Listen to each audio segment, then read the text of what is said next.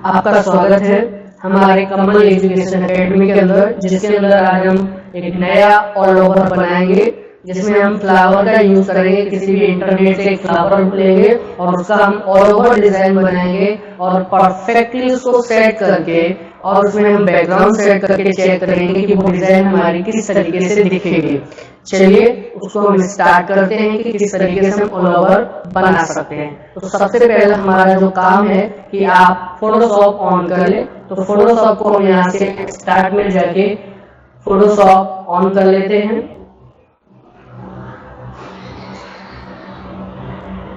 साथ ही साथ हम इंटरनेट पर आते हैं। तो इंटरनेट पे आप आते हैं तो यहाँ से आप गूगल पे आइए, चाहे तो आप इंडेक्स नाम की वेबसाइट पे जाकर किसी भी फ्लावर को फाइंड आउट कीजिए जिसके थ्रू आप उसे इमेज को क्रिएट करना चाहते हैं। तो हमने यहाँ पर फ्लावर लिखा, वेक्टर फ्लावर, एंटर किया तो देखिए हमारे पास काफी फ्लावर्स शो हो रहे हैं जिनका यूज करके हम एक ऑल ओवर डिजाइन क्रिएट करने वाले हैं।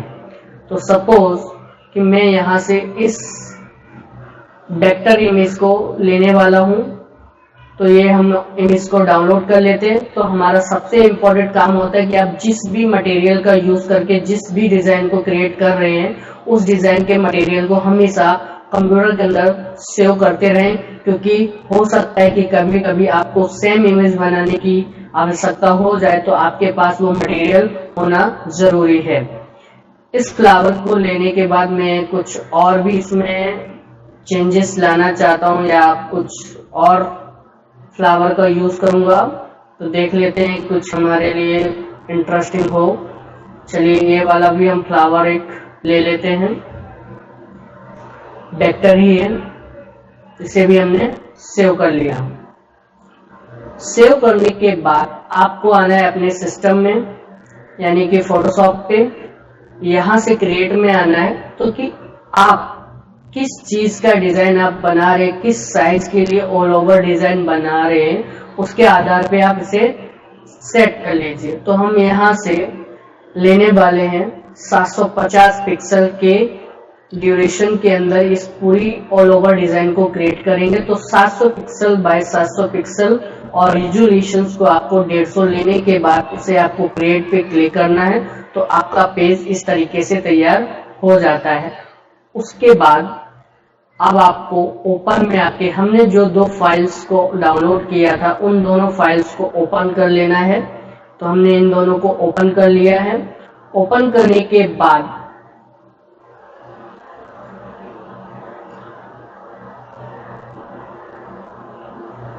F7 लेयर ऑप्शन को लाएंगे।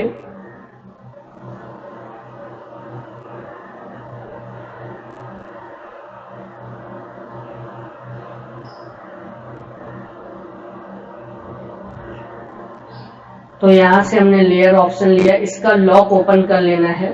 लॉक ओपन करने के बाद हमारा सबसे इम्पोर्टेंट पार्ट होता है कि इसके बैकग्राउंड को रिमूव करवाना।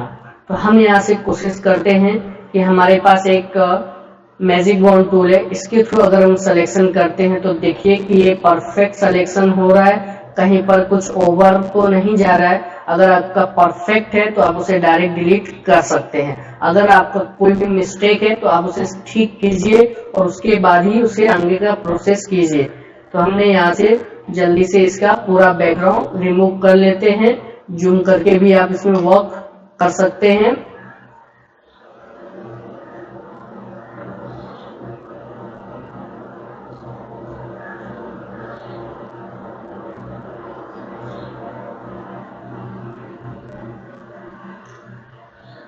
चलिए तो हमने इसका बैकग्राउंड रिमूव कर लिया है। उसके बाद इस डिजाइन को मैं यहाँ से ड्रैग करके हमारे उस पेज पे लेके आ रहे हैं जिसपे हमें इसकी डिजाइन क्रिएट करनी है। तो हमने इसको लाने के बाद हमने इसकी साइज को थोड़ा इंक्रीजिंग किया है। करने के बाद इसे हमने सेंटर में रख दिया है। दूसरे डिजाइन में आते हैं, इसके भी बैकग्राउंड को हम यहाँ से बड़ी बारीकी से आहिस्ता से हम इसके बैकग्राउंड को रिमूव कराएंगे। तो ध्यान रखिए कि ये आपकी डिजाइन बिगड़नी नहीं चाहिए और आपका बैकग्राउंड आसानी से रिमूव हो जाना चाहिए।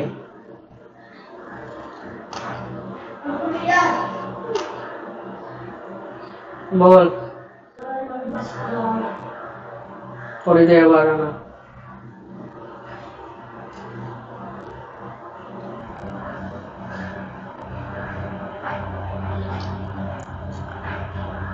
तो हम इसके बैकग्राउंड को बड़े आहिस्ते से धीरे धीरे ध्यान में देते हुए रिमूव कर रहा हूं।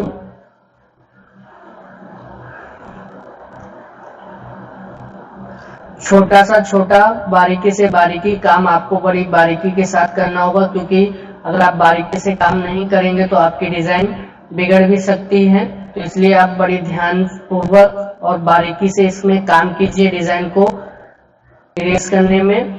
और कोई भी एक भी कॉर्नर आपका बाकी नहीं रहना चाहिए, क्योंकि अगर कहीं पर भी छोटा सा भी आपका हिस्सा रह जाता है या ओवर डिलीट हो जाता है, जैसे कि यहाँ देखिए ये फ्लावर मेरा बिगड़ गया है, तो इस फ्लावर को भी मुझे कंप्लीट करवाना पड़ेगा। तो मैंने यहाँ से लेसो टूल से इसके एरिया को सिलेक्शन कर लिया है।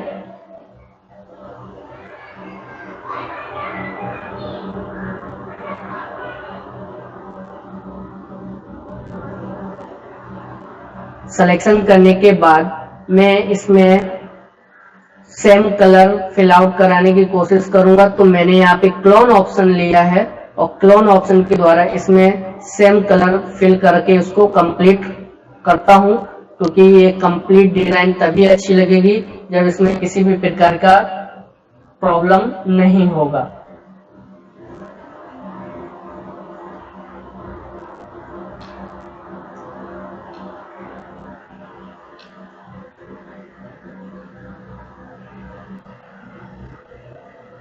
चलिए इसको मैंने फ्लावर को कंप्लीट कर लिया और यहाँ पे ये जो बैकग्राउंड आ रहा है उसको भी मैंने यहाँ से डिलीट कर लिया। आई होप कि ये थोड़ा डिलीट तो हो गया है, परफेक्टली लग रहा है मुझे। चलिए इसको भी हम यहाँ से रिमूव करा के हमारे इस पेज पे लाते हैं और यहाँ पर हमने इसको भी इंसर्ट कर लिया है। दोनों की साइज को थोड़ा छोटा कर लेते हैं कि हमें कौन सी डिजाइन का साइज क्या रखना है, उसे एडजस्ट कर लेंगे। अब इसके बाद मैंने यहाँ पर जो पहली डिजाइन हम लेके आए थे उस डिजाइन को रखेंगे। कंट्रोल ए करते हैं तो कंट्रोल ए से क्या है कि हमारा सिलेक्शन ऑल हो जाएगा और इसको हम सेंटर में पोजीशंस में ले लेंगे। उसके बाद हम इसका ऑफसेट करेंगे। तो उसके लिए हम पहले देखेंगे हमारे इमेज का पिक्सल हमने कितना रखा था, 700 पिक्सल रखा था, 750।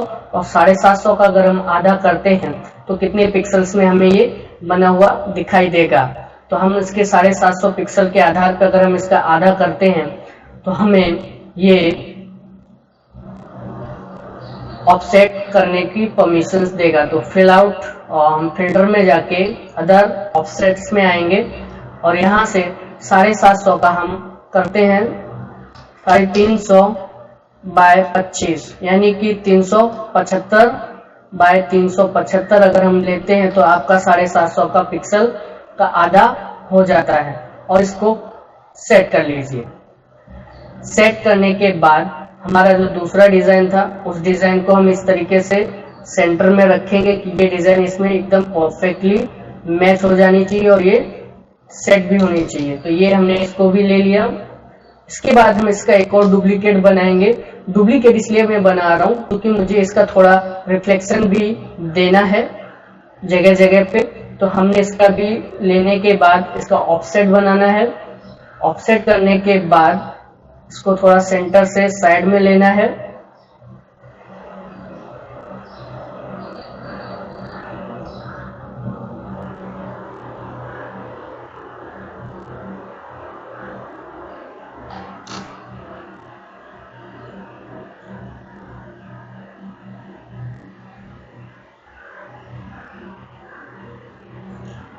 ऑफसेट रखने के बाद इसके ओपेसिटी को थोड़ा हम फिल आउट या ओपेसिटी को हम 50% करेंगे कि ये हल्का दिखाई दे और इसको सबसे नीचे इंसर्ट करेंगे क्योंकि ये हमारे लिए सिर्फ ऑफसेट का काम कर रहा है, मीन्स बैकग्राउंड में इफेक्ट डालने का काम कर रहा है। इसका सेम डुप्लीकेट करके कंट्रोल T और इसको हम 90 डिग्री एंगल पे वापस घुमा देंगे तो ये हमारा यहाँ पर भी सेट हो जाता है।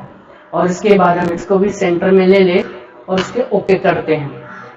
हो जाने के बाद अब इसका काम क्या है कि हम इसका विदाउट बैकग्राउंड हम एक पैटर्न क्रिएट कर लेते हैं। तो हम आते हैं एडिट में और वहां पर हमें मिलता है डिफाइन पैटर्न और उसको करते हैं ओके।